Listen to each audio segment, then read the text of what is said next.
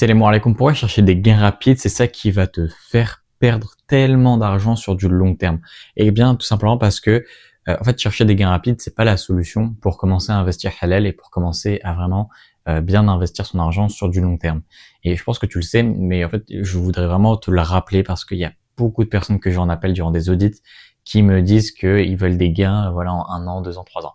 C'est pas comme ça que ça marche. D'ailleurs, si jamais tu as cette mentalité ou tu as cette croyance-là, je te conseille vraiment de rester jusqu'à la fin de la vidéo parce que je vais vraiment t'aider. Je vais te montrer un peu comment on voit l'investissement et pourquoi c'est pas quelque chose que tu devrais appréhender sur vraiment du court terme, du court ou moyen terme. Ok, tout simplement parce que l'investissement, c'est un jeu long terme. Ça veut dire qu'en fait, là, on parle de croissance économique. Et en fait, les mouvements économiques, les mouvements d'argent dans le monde, ça va pas se faire sur des horizons de temps de 1 an, 2 ans, 3 ans. Sur ces horizons de temps-là, en fait, ce qui va se passer, c'est que tu vas être assujetti à la volatilité du marché. Donc, qu'est-ce que la volatilité? C'est les mouvements de prix à la hausse ou à la baisse. Et donc, en fait, quand tu es assujetti à cette notion-là, tu n'es plus un investisseur, tu es un trader. C'est que tu vas chercher les gains du marché financier. Or, 90% des traders perdent de l'argent. C'est une étude de l'AMF, l'autorité des marchés financiers. Donc forcément, demain, si jamais tu cherches à investir sur du court moyen terme, c'est pas ça qui va te rapporter de l'argent. Tu vas même potentiellement en perdre, tout simplement parce que 9 personnes sur 10 perdent de l'argent en faisant ce type de stratégie et ce type d'investissement sur ces horizons de temps-là. Donc en fait, le seul investissement qui va marcher, qui va fonctionner, c'est vraiment sur du long terme. Pourquoi?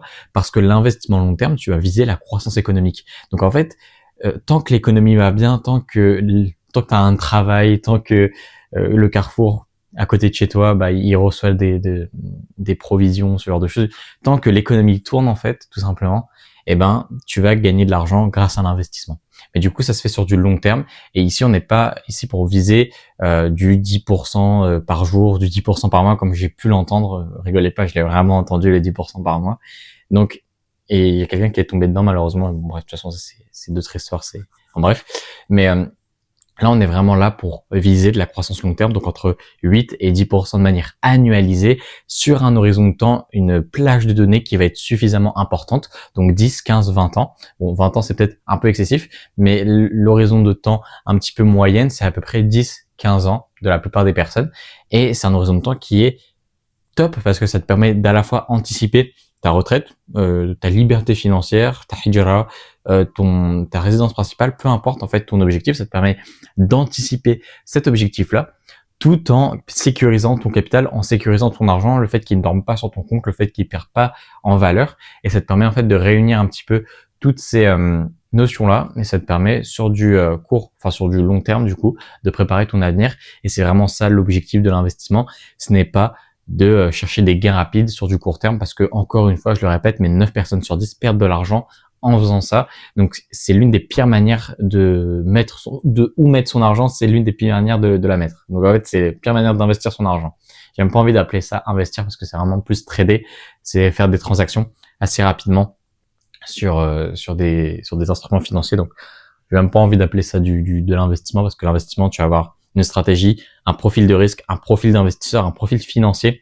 Et en fait, on adapte ta stratégie en fonction de toi. Et c'est vraiment ça qui est l'investissement. C'est-à-dire que c'est quelque chose de personnalisé, une stratégie qui te permet de préserver ton patrimoine en premier lieu et d'ensuite d'essayer de chercher de la croissance, de l'anticipation et justement de la performance sur du long terme. Et tant que la performance économique mondiale continue à croître, il n'y a aucune raison que tes investissements ne croient pas. Donc en fait, il faut vraiment se baser sur cette thèse, sur cette conjecture pour pouvoir commencer l'investissement. Parce que si jamais tu bases ton investissement sur autre chose que cette thèse, en fait, tu vas juste être bloqué parce que tu vas pas avoir de résultat au bout d'1 an et tu vas abandonner l'investissement. En fait, c'est ultra important déjà de connaître ça et en fait de comprendre les mécanismes économiques qu'il y a derrière. Et en fait, en comprenant ça, en ayant tout ça en tête, c'est vraiment ça qui va te permettre d'avoir ce shift un petit peu mental concernant l'investissement et concernant ta vision en fait que tu devrais avoir de l'investissement. Donc voilà, ne cherche pas des gains court terme, ne cherche pas des gains long terme, il faut que tu cherches la compétence.